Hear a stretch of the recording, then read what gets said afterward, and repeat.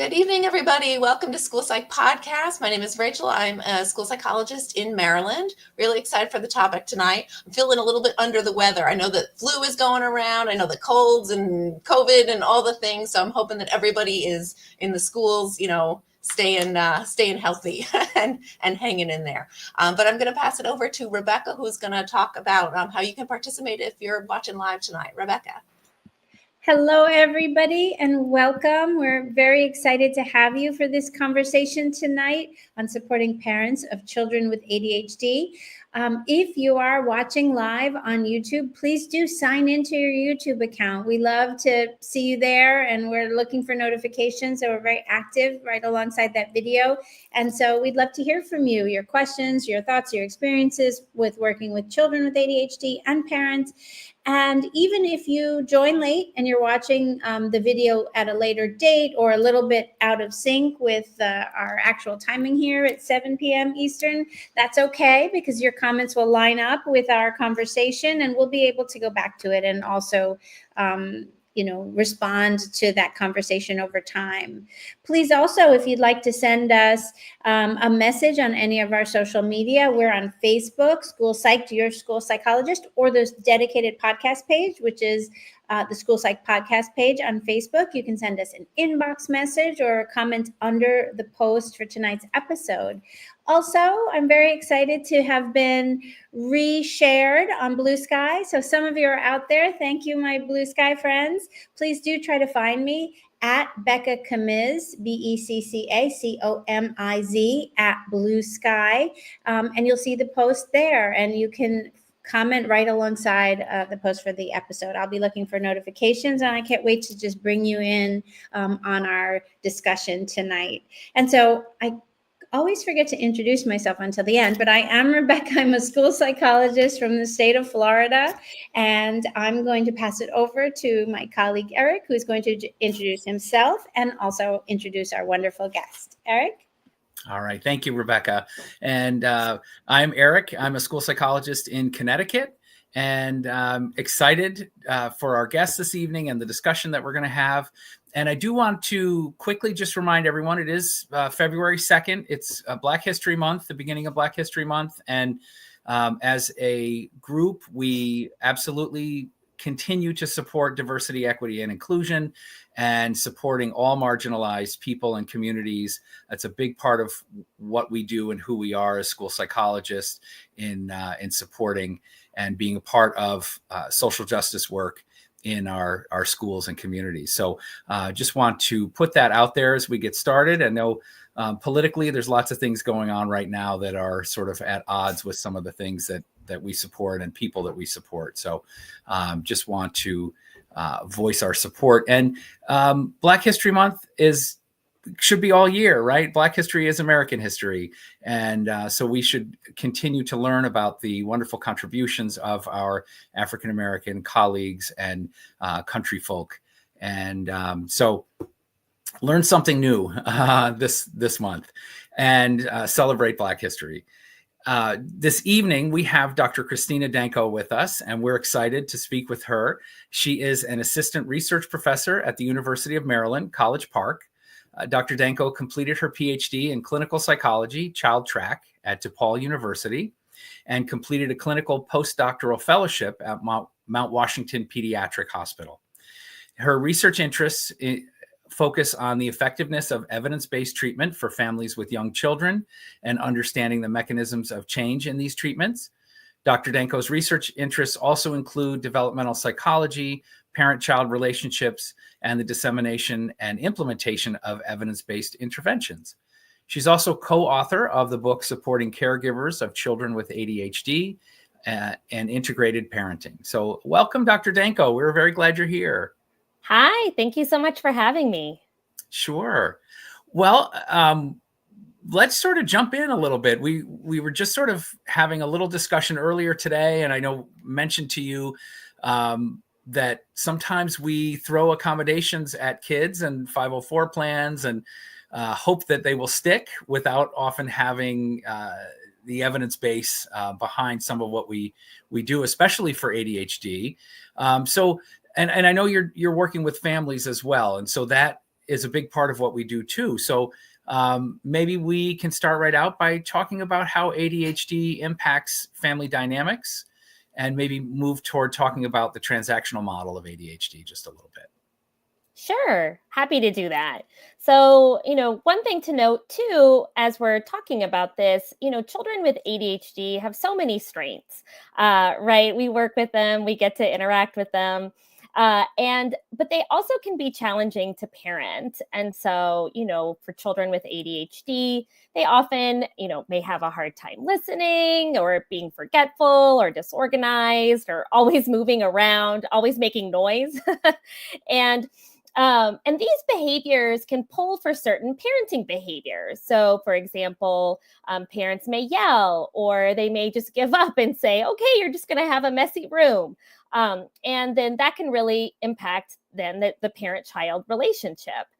And so the transactional model in our book, the transactional model of ADHD, really aims to elucidate how the parent-child relationship is impacted by factors like parent characteristics. So one big thing that we focus on in our research is parent mental health. So for example, if a parent has ADHD or if a parent has a history of depression, and child characteristics. So like if a child had maybe a more easygoing temperament or maybe a more difficult temperament. And all of this then in our transactional model impacts a child's developmental trajectory. So if, a child has more positive outcomes or more adverse outcomes. A lot of the times when we think about ADHD and we think about models of ADHD, we think about genetics, we think about biologically based factors, but a lot of research has shown that parenting and other psychosocial factors have a really big impact on how impairing ADHD can be for the child. And then, of course, a lot of the times, we're working with kids in elementary school. As they get older, as they go into middle school and high school, they can be at risk for developing other mental health disorders like depression as they're going into adolescence. And so some of these psychosocial factors have a really big impact on whether or not they go on to develop another disorder or if they are protected from that. That does make a lot of sense, and it makes me think about how that cycle, that sort of self-reflexive, self-sustaining cycle of parents potentially feeling frustrated or not knowing how to help their child, and then themselves getting dysregulated, can be sort of so discouraging, and so your focus on helping parents kind of zoom out and maybe see their responses or address the patterns of behavior that contribute to their frustrations or their things that they notice aren't working very well sounds really important. Was there kind of a main thought in like what you wanted to achieve in supporting parents when you started the project or looked at the research? Like, what is the kind of number one area that parents really struggle when they're trying to support their children with ADHD?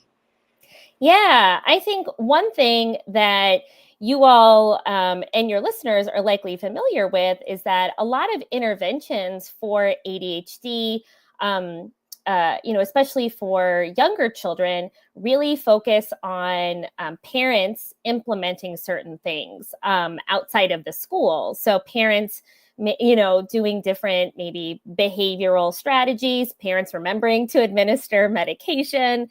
But a lot of the times, a lot of our interventions for kids with ADHD don't address the parents, and the parents play such an important role. And I think in clinical work, in kind of meeting with parents, it's very obvious when parents are struggling, kids are struggling. And a lot of our interventions don't address parents. But then when the interventions aren't successful, we're throwing up our hands and saying, oh, well, it didn't work, I guess. But what if we could kind of go in at the beginning and provide parents with support to be able to then support their child. And so that's really where a lot of this work grew out of, just some of the high rates of ADHD and depression that, that parents have or have a history of. These are the parents that were then asking to like be super parents, right? To do all of these extra things, advocate for their child at 504 meetings, understand all of this paperwork, keep track of these documents, remember medication, etc. And so being able to come in and provide them with some support is really helpful. And in our work with parents, with our intervention, that was one of the things that they really loved. They said, wow, like I really appreciate being able to talk about me and like what I need too, in addition to learning strategies to help my child. It also really struck me, just kind of looking over the components of the book, that for teachers as well, a lot of this could really support teachers in effective classroom management practices for students with ADHD, because there's such a kind of parallel thing going on. And if we can, as school psychologists, help extract some of that support, not only for our conversations with parents and what they can do at home, but for teachers and what they can keep in mind about some of these issues. So what do you think are some of the most effective behavioral regulation techniques for children with ADHD? Yeah, so one simple and really effective technique that we focus on in our manual is positive reinforcement. And so what in our manual, what we do is, we work with parents to praise, like very simply praise child, like appropriate behaviors, and really using praise to increase those positive opposites to influence their child's behavior. So, one simple strategy that can even be effective either in fitting in with a brief meeting with a parent or a brief meeting with a teacher is to identify a couple of behaviors to praise, thinking about the positive opposites of problem behaviors. Oftentimes, as grown-ups working with children with ADHD, we're focusing on the times that they're getting out of their seat, that they're not listening, that they're misbehaving. And so identifying some of those positive opposites. So, whether it's, if rough play is maybe a behavior to target, then praising any gentle behaviors, even any efforts, even any progress towards that. And so, of course, remembering that praise has to be genuine. If they're not actually making that effort, you don't want to praise it. And of course, specific. So what exactly is that looking like? But again, just identifying a couple of behaviors to praise, say, hey, over the next week, over the next couple of days, can you focus on just like really praising, these two behaviors, catch them doing them when that's happening, and then working to grow some of those behaviors. And that can be really effective to like increase some of those positive behaviors, just because a lot of the times we're noticing when they're not doing it and not noticing when kids are, listening and staying in their seat and things like that. Yeah, I know from my own experience, we're often reactive, right? When kids are up out of their seat and maybe slightly disruptive or having difficulty managing their own self-regulation, then, we're responding to everything they do rather than trying to get ahead of the ball and reinforce. Sometimes it's hard to remember that stuff, as much as we know about behavior when we're in the thick of it, it can be a struggle. Yeah, exactly. And that's why it's so helpful to just take a couple of minutes and have that conversation and say like, hey, even though it seems really simple, it is, but it's so hard to keep track of in the moment. Like, let's write a couple of things down, put that sticky note on the desk on, for the parents, like put it in your, your wallet and just, hold on to it and try to focus on just like two things. To really make it more likely to be successful, because it's hard to keep all of these strategies in our heads. I like that simple kind of framework of thinking about it as of finding the opposite, the positive opposite, because we often say in schools, we want to catch them being good and, do that positive behavioral support. But sometimes in that, the chaos of the frustration and the wanting to fix the problem behavior, adults can get so caught up in thinking about the unwanted behavior and focusing on it that it's hard sometimes to ask the adults to catch them being good, because it's like they don't know where to begin. And so I like that notion of the opposite, the positive opposite of the behavior, and then maybe looking for sort of the approaching that. So they not, have it perfectly, the perfect opposite of their challenging behavior, but they might at times get close to there. And if we can catch them right then with reinforcement, that sounds really helpful.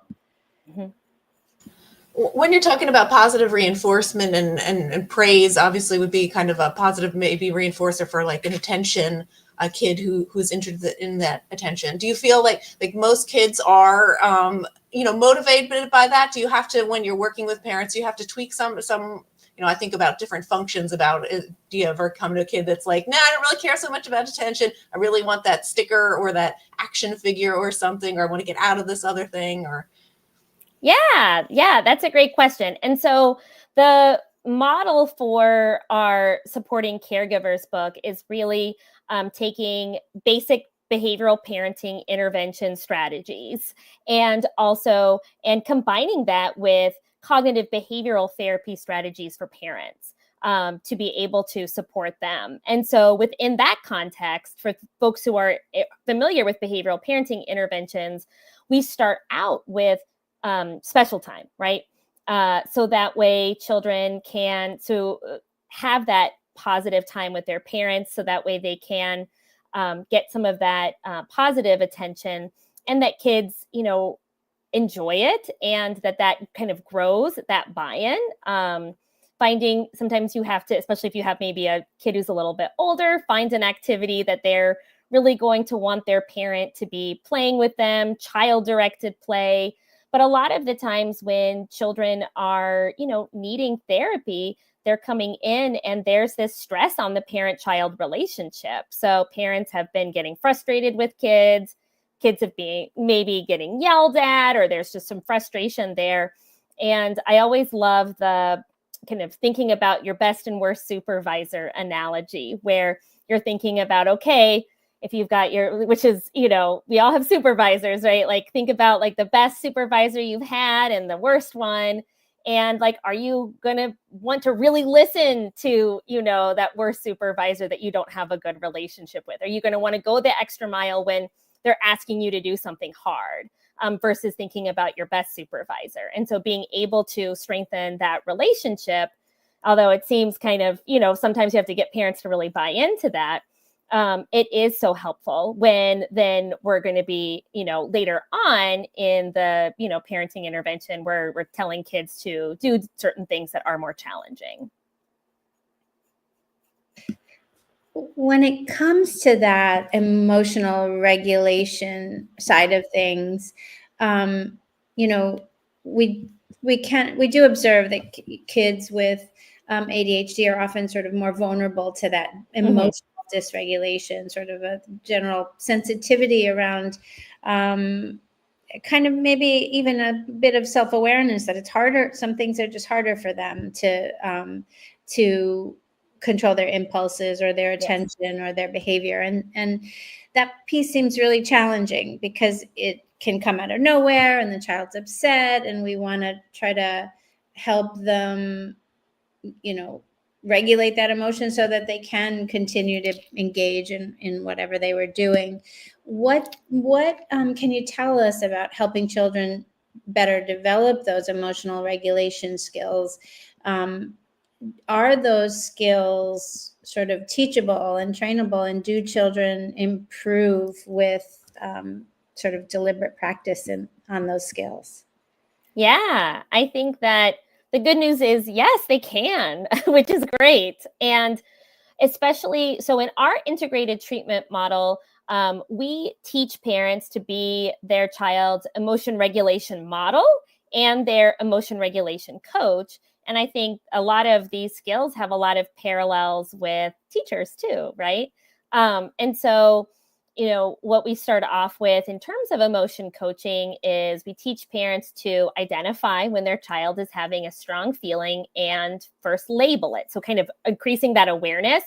Sometimes parents really aren't even aware until maybe that tower is already knocked down. So being able to just be aware of their child's emotion and label it, like being able to say, wow, that was really frustrating that your block tower fell after, you worked so hard building it. And parents can then validate the emotions too, like, no wonder you're feeling really frustrated. You worked really hard on that block tower. And sometimes for kids, like if you think about even us as adults, sometimes somebody just saying how you're feeling and understanding how you're feeling is enough to make you feel better, right? And so sometimes, some of you all might be familiar with the name it to tame it strategy. So, sometimes that can be enough in and of itself to help children start to regulate. But then sometimes, if children then need it, after, sitting with it, for a minute, then parents can scaffold problem solving. And depending on how old the child is and where their problem solving strategies are, they may be able to, take more of the lead there, or parents may need to help with scaffolding that more. But then the goal is that, kids are starting to recognize then when they're having these strong emotions and they're able to kind of accept it, it's okay, and then problem solve. But again, we also talk with parents about not moving into that problem solving too quickly, because it's okay to feel frustrated that your block tower fell down, right? Just to use that kind of silly example, that's okay to feel frustrated. And so we also want to make sure that kids are getting the message that, these feelings are okay. It's very natural to be upset sometimes. And then, after kind of acknowledging that feeling, then we can start to think about what to do next. Yes, I see. Nick shares, so true. Sometimes it's helpful to simply validate the other's feelings and experience. And I think that's really reminiscent of a recent episode we had with Dr. Thomas and Dr. Lindsay. Yes. Sorry. Bordeaux or Boudreaux. Boudreaux on DBT skills and just how they, in DBT, they frame like that dysregulation as the world can be so invalidating, like even just saying, oh, it's not so bad, or exactly, cheer up, and like I'll fix it for you or whatever. It just doesn't acknowledge and recognize the child's feelings. So that's, clearly not super helpful. Yeah. And it sounds so simple when we're talking about it, right? But it can be more challenging in the moment.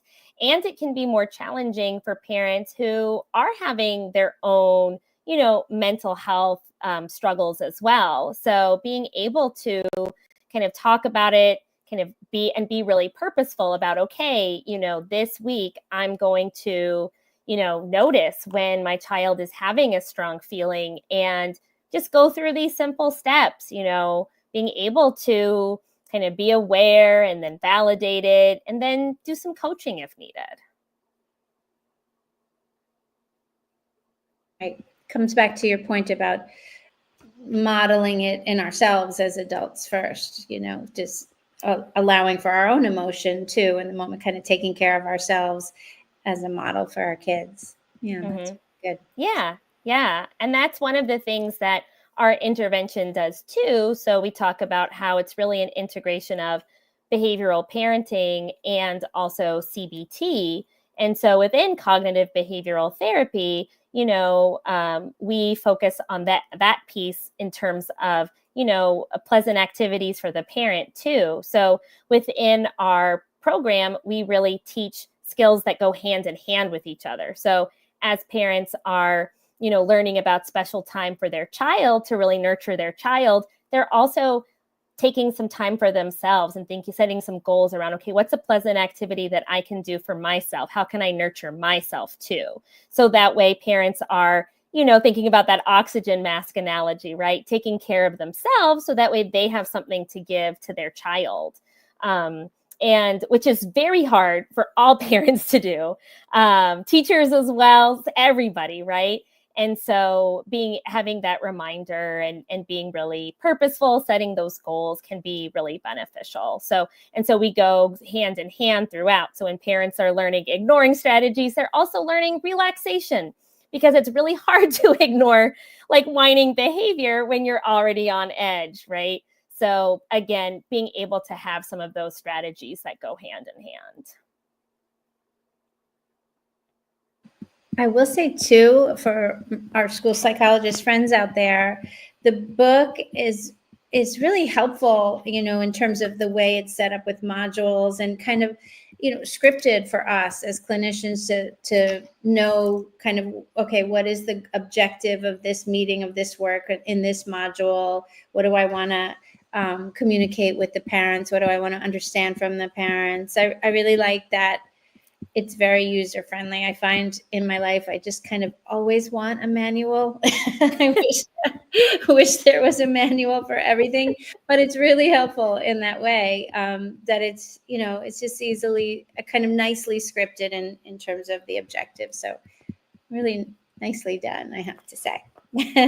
Oh, thank you so much. And one thing that I love about it too, just briefly, is that there are also fillable PDFs online on the website. So for the book, so that kind of go along, that are a companion. So that is really nice as well. So that way, even therapist outlines, summaries of things, just to really make it, again, we tried to make it as user-friendly as possible.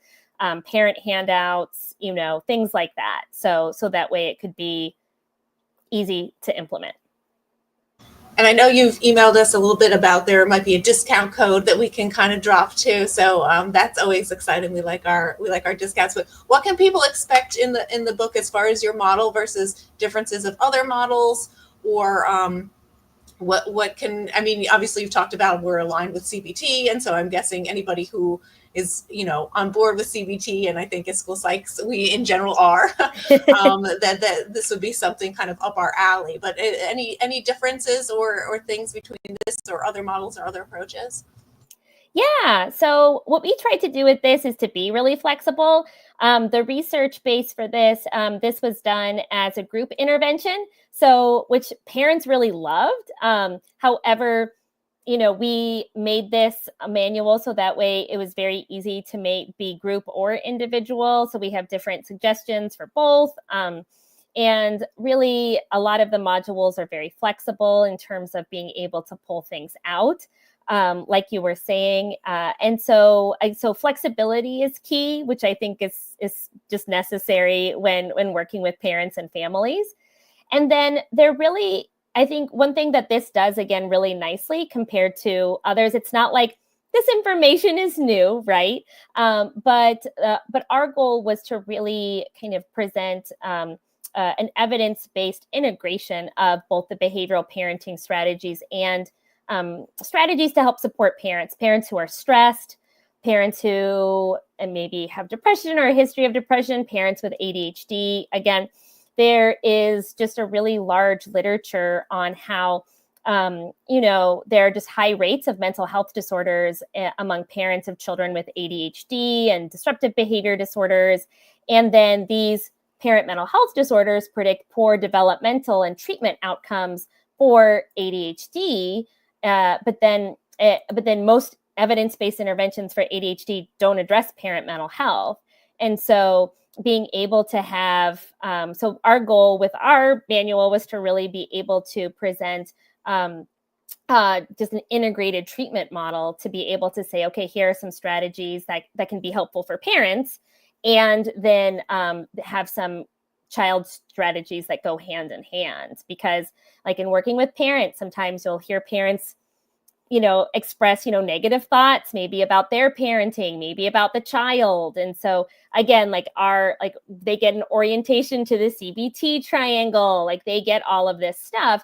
And so there is this emphasis within the manual, in terms of, parenting examples from our work with parents, things that come up that again are like CBT, but again, more focused for this population. One of our listeners, Nick, asked a really good question. Does the book address cultural and gender differences that could present themselves in ADHD or ADHD-like characteristics in students?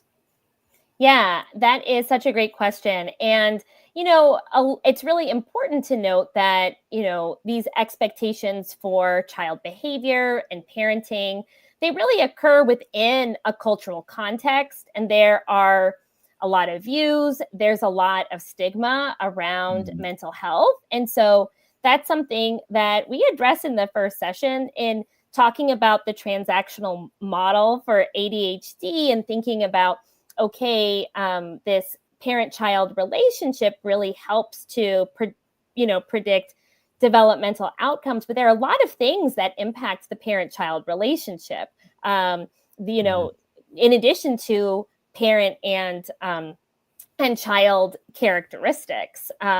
There's the broader cultural context. So it's really helpful to have a discussion with parents around, how do grandparents or extended family view this child's behavior? How were you parented? How does that influence your parenting now?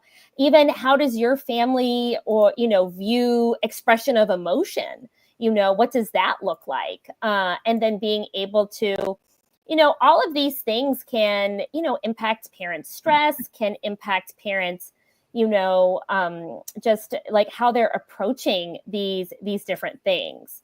And so that's really where our book kind of focuses on some of that. And it doesn't really talk as much about gender differences, but in terms of cultural considerations, really focusing on a lot of that. And that's just important to start with, as a foundation. Mm. I'm looking through our list of questions. I know I sent you so many, and we've covered some of them, but I really would love to learn from you about how do you think school psychologists could better facilitate that homeschool collaboration for students with ADHD? Yeah, that's a great question. And one thing that we cover in the manual and that we talk to parents about too is the daily report card. And so daily report cards, just being a helpful tool to facilitate communication and collaboration between the school and parents. And so it allows both the parent and the teachers to track behavior and progress. And it's evidence-based. It's been shown to be an effective intervention just in and of itself when paired with rewards. So long-term rewards and short-term rewards. And so within that context, parents, and teachers, like ideally in collaboration, could identify, 2 to 4 most important behaviors that need to change, like in the classroom. And then, again, being really specific, describing the behaviors, making sure it's observable and measurable. And then the teacher going through, observing, seeing how often it's happening, and then setting reasonable goals for that slight reduction, and then adjusting the goals as children continue to be successful. And then setting up a reward system. So where parents can be helping to provide rewards, like maybe the teacher wants to do it too, but the teacher is able to send it home. The parent can see how the child did during the day. Kids can earn rewards. And of course, making sure that it's consistent, that children are only earning those rewards when they're, when they're earning them. And just kind of staying in touch with the teachers, problem solving around difficulties, just like with any kind of behavioral system, needing to problem solve and kind of adjust as time goes on. But something just as simple as that can be really beneficial, and especially really helpful for school psychologists to facilitate it. And FIU has a really excellent guide for setting up daily report cards. It's on their website, and that would be a really great link to share too with their with the listeners. It's a handout. It's very easy to understand, for teachers and for parents, and to set one up. I love daily behavior report cards, their point sheets and whatnot, and I use them frequently. That's kind of my first line of defense when, I'm always at, well, do they have a report card? Do they have a daily thing? And I think it helps to, on so many different levels, it helps with that communication going home so the parent can reinforce at home. It helps to, remind the teacher really to reinforce at particular intervals. So it's kind of an intervention for everybody, not just the child. And then I like to get into having the child rate themselves and those conversations Yes. about, well, do you think that didn't you do this thing? And having them be more kind of self-aware as they get older. So I definitely really like that and use that frequently. Mm-hmm. Yeah, that's wonderful. Yeah. And I think it helps too, because sometimes for parents, they maybe are only getting information about when things are going poorly in the classroom, or maybe they feel like they don't really know what's going on. And so they get to be an active partner in reinforcing those positive behaviors at home too. In terms of the executive functioning deficits that children with ADHD can have, what do you find is helpful? What did you find in this work that is helpful in supporting those executive skills? And what do we know about executive functioning delays or deficits in kids with ADHD? I feel like there's been sort of different perspectives on that. I remember Russ Barkley sharing that a child with ADHD is developmentally 30% younger than a child without ADHD in terms of these executive skills. So there's a delay in them.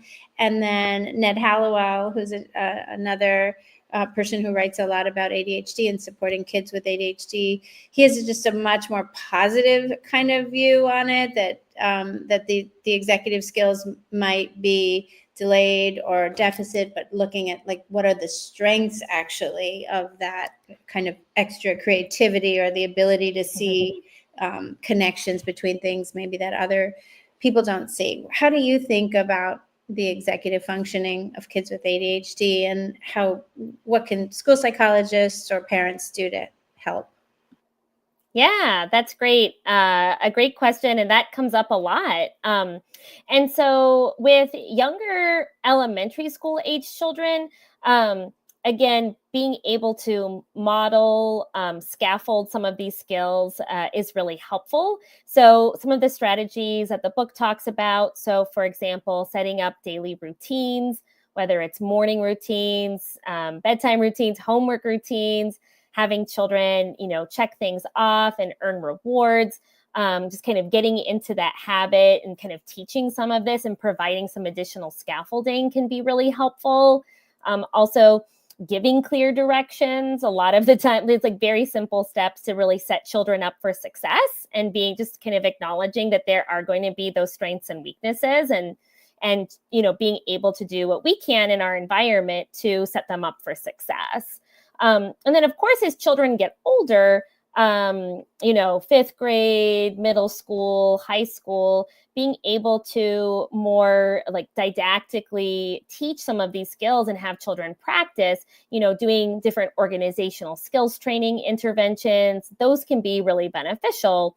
And there are several great treatments out there like HOPS that are focused on older children and adolescents. I like that you talk about that in terms of skills. Sometimes I feel like teachers, will be like, oh, their executive functioning is so poor, and they want like an intervention to cure all of the executive functioning. And it's just such like a massive thing, because it's like, what doesn't executive functioning, involve? It's like it's kind of like cognition. Like it just is so broad. And then, teams want to like do something to fix their executive functioning. And I try and, focus in on those particular skills. Oh, a parent says that they're having a hard time getting ready in the morning. Well, let's try a checklist. Let's try like reinforcing those individual skills, and with the expectation to try and like let them know that just because maybe we fix that and they're able to do that doesn't mean that is going to generalize into, and their executive functioning is just going to be like top notch from there on in. So I feel like, there's different expectations about what we can do and not do with executive functioning, but I like that skill-based focus for sure. Mm-hmm. Yeah. And some of it is providing, realistic expectations and setting those incremental, achievable goals. So that way it is something that can be modified, and that folks don't give up and, throw their hands up in the air. That way, like, we're setting everyone up for success. It's comforting too, to kind of hear some of the things that you talk about, like positive reinforcement and daily report card and HOPS. These are kind of tried and true, sort of the basic things we learn in a lot of our training programs, and they work. And I have a mentor who says, it's not rocket science, but it is science, and so if we go back to just what we know works in terms of supporting skills, and it's comforting. We don't have to get so, I don't know, fancy with like thinking about the newfangled, fidget that is going to take away their restlessness or whatever. It doesn't make any sense, and going back to the basics can be really useful and helpful. I like that. Yeah. And then kind of taking the basics and making sure that folks are set up for success so they can implement them. I think sometimes we view it and we think about it as like, oh, this is so easy. This is so straightforward. But for parents who have ADHD themselves, supporting their child and setting up a morning routine so that way they're, getting to school on time is really challenging. And so, being, aware of that and being able to kind of support parents, support kids, and to be able to scaffold some of that too is really important. Because a lot of the times parents will say, oh, I know how to do that. I can do that. But being able to really kind of get down and set those goals and kind of be really specific is so helpful. What about techniques that help children with ADHD with the social skills components of what's hard for them? Because we do see often that kids in the schools and the classrooms, peers without ADHD, they respond to that impulsivity or the weaker executive functioning skills with their own frustrations. And so it does have an impact in the social setting. What kinds of techniques can help children with ADHD improve those social skills? Yeah, that's a great question. Our integrated treatment doesn't directly address social skills. And a lot of, individual office-based social skills, interventions for youth with ADHD are not very effective. But what we encourage parents to do, because this is a concern that parents, bring to sessions all the time, is to use these behavioral skills in their parenting tool belt to reinforce social skills. So, praising sharing, in special time, for example, praising the positive opposites of those problematic social behaviors, and really being able to, again, like you were saying, Rebecca, like use those basics in this really targeted way. And sometimes sitting down, writing these out, and being really purposeful about it can be really beneficial. And then, of course, providing some of those opportunities for socializing outside of the classroom. And then again, being able to scaffold some of those social skills is really important, because it can be tough for children with ADHD in the classroom, and being able to have a space where maybe they're able to be, more, just to be good at martial arts or basketball or whatever else, and to interact with peers in a different context, and then get that positive reinforcement can be so helpful. What are some strategies for children and parents to maintain clinical gains? Let's say they are successful, to avoid regression and falling back into the same traps. Yeah, that's a great question. And I think being able to, at the end of our manual, we have parents, like as part of the graduation session, go through and write down, what were the strategies that they found most helpful, most useful? Because with a lot of these interventions, parents learn a ton of skills, right? But if you think about it, what are they going to be using all of these in, a year or 2 years? Maybe not. It'd be great if they did. But so what's going to be sticking? What do they find the most useful? And then being able to, when they're noticing there being behavioral problems in the future, which will happen, things will come up, being able to pull those skills out of their back pockets and use them. I think one of the things that parents, although it sounds really simple, that parents find the most helpful across, our recent research that we just completed, we had parents do this, and time and time again, they found that special time was the most helpful and the most useful. So across the board. And so this was a research study that we did with parents of children with ADHD who had ADHD themselves. And so they found that doing the special time where they're spending, 5-10 minutes a day with their child, letting the child lead, focusing on all of that positive attention, using their ignoring skills, giving those, specific praises for that behavior they want to see more of, they found that to be the most useful. And so being able to say, okay, after treatment's over, you're probably not doing that every day, but being able to kind of go back to that and to have that as something like, okay, if there are some challenges, being able to spend some of that special time kind of reintroducing it in a more frequent manner, while kind of keeping track of the behaviors, and then thinking about, again, one of our goals throughout this, and I think with a lot of interventions, is we want parents to kind of think like a therapist by the end of the intervention, right?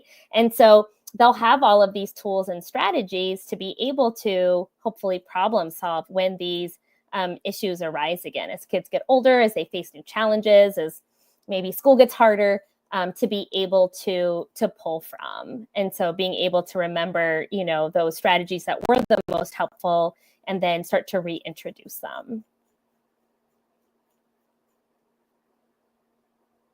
Is there any way that as children grow and develop and get older, that you're adapting strategies and things that have been taught based on age, developmental level, or kind of stick with what's been working, or how does that go?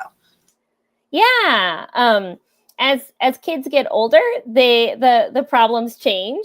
And so, our intervention is really geared towards children who are, preschool to elementary school aged. Of course, as children get older, even towards the upper end of elementary school, sometimes implementing some of these strategies needs to be adapted. And so in our manual, we have some different, suggestions for things for kids who are maybe a little bit older, like in upper elementary school, because like, for example, with special time, when kids are younger, they're willing to draw and whatnot, but as they get older, that's going to be a harder sell. So thinking about, okay, if the only thing you can do with your child is video games, Like, you've got to find one that's going to be appropriate to be able to join in and to use some different positive, descriptions and things like that.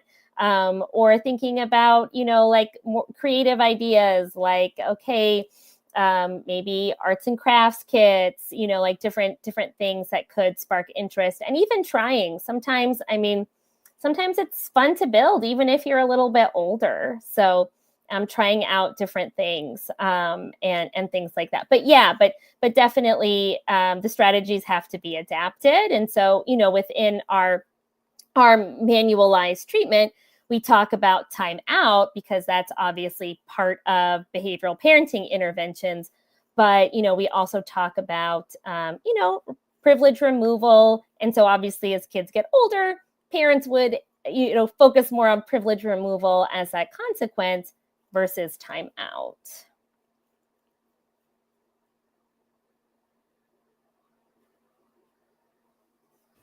That makes sense.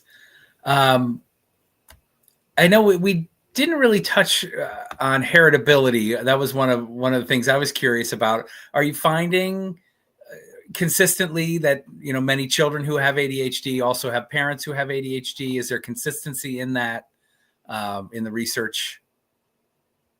Yeah, it's so interesting because I think that that's something that we've known about for a while, but haven't really discussed in terms of treatment oftentimes, because, up to half of children with ADHD have a parent either who has current ADHD or has high levels of ADHD symptoms.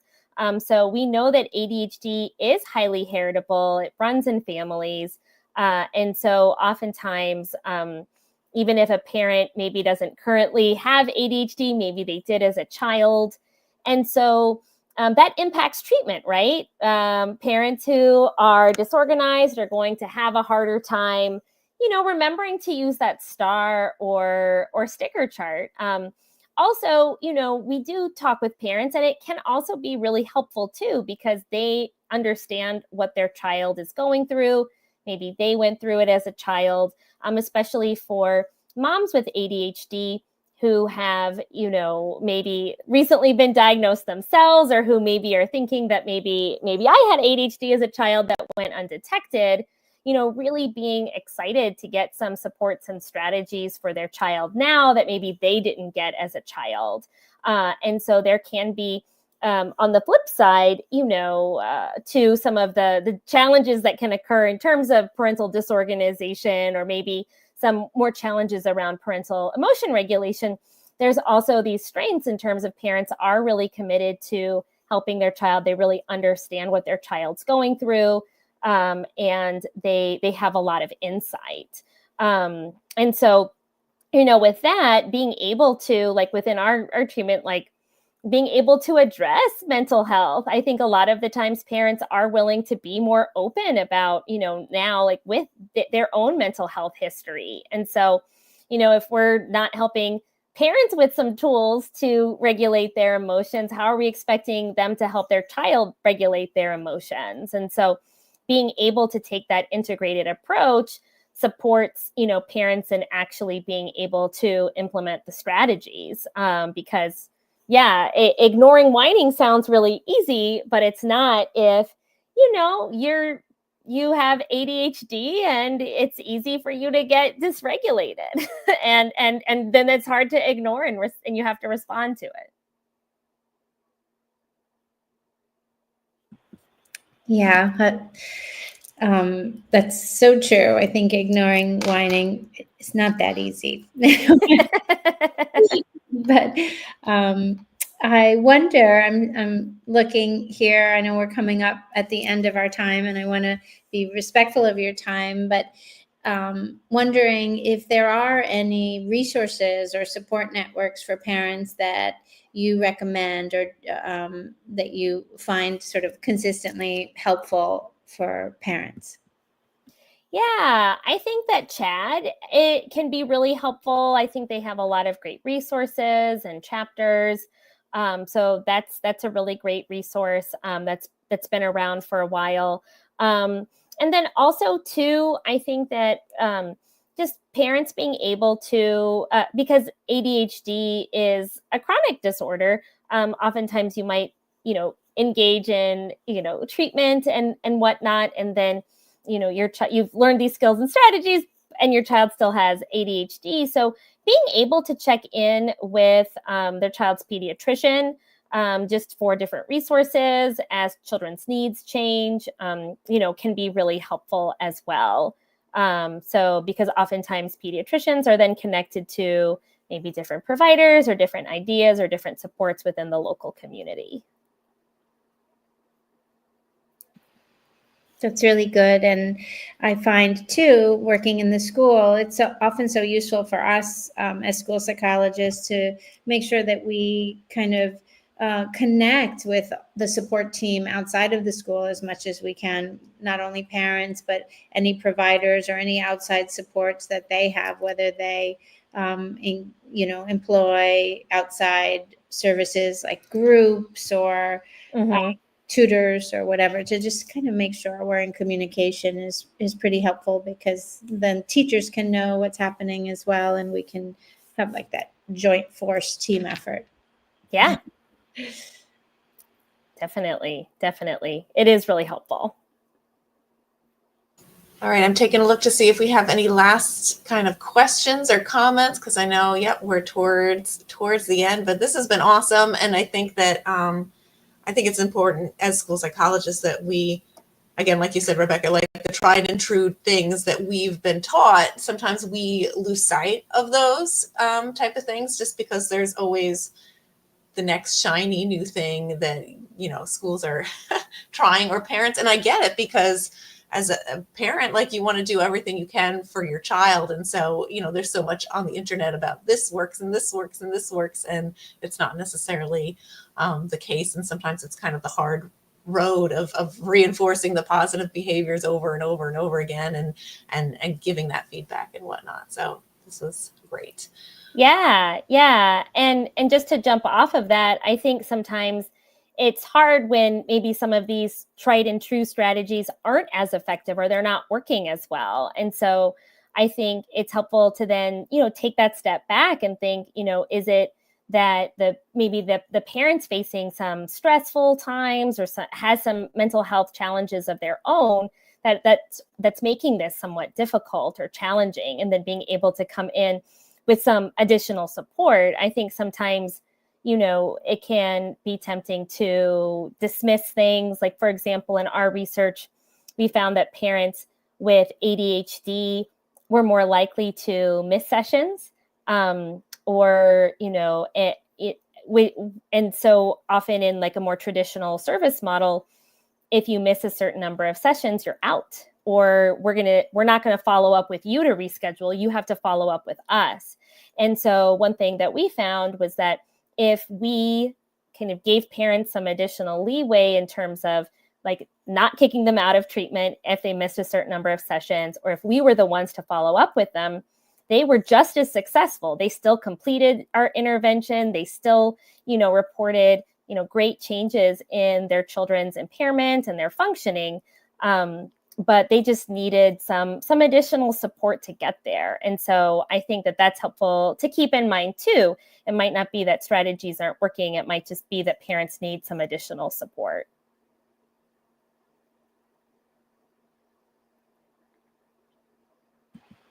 That's a really compassionate view. I think that is really important to keep in mind. It's hard. It's hard, being a parent, period. And so knowing that your providers are there to just help, to add something positive to the work that you're doing and help you move toward your goals is really important. So I like that a lot. And the idea of having the adults get their own oxygen masks on first before we're deciding what we can do with the kids. Yeah. Mm-hmm. Good stuff. Awesome. Thank you so much. I want to remind viewers, I think we're back in 2 weeks with motivational interviewing with Dr. Terry Moloney is back, right? Like, we're excited to catch up with her. It's been a while. So yeah, that's going to be a great episode. She's a wonderful recurring guest, and I'm looking forward to talking with her. I also want to say to everyone out there, if you're going to be watching the Super Bowl, enjoy that, and and we look forward to seeing you after. Should be good. I will be at the National Association Conference, so maybe I can log in from the hotel. We'll see. Let's see what we can do. Sounds good. Good night, everybody.